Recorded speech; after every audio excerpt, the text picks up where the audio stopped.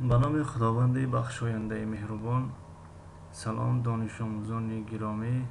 درس 22 است از سلسله درس های ترکی برای نوآموزان.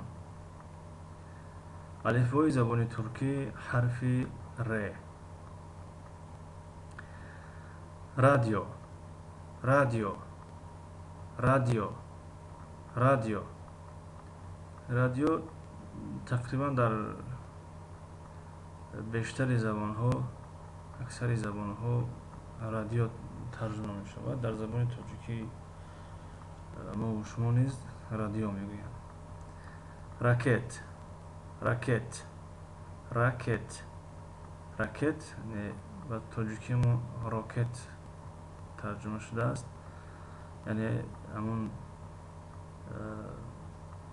چوب دستش گویم، یا که چوب دستی به شکلی سیتکه مانند که در بازی تنیس، اگر خطا نکنم در بازی تنیس استفاده برده می شود. راکت، راکت، راکت همون بعضا راکت هم میگوییم. راکت شاید از زبان روسی گرفته شده باشد. راکت در زبان ترکی راکت میگویند و ترجمهش موشک می شود. موشک، موشک. روژ، روژ، روژ. این در زبان انگلیسی این حرف گفتیم حرف ج تلفظ کنیم. آواز حرف ج را دارد، ج. لیکن در زبان ترکی آواز حرف ژ را دارد، ژ.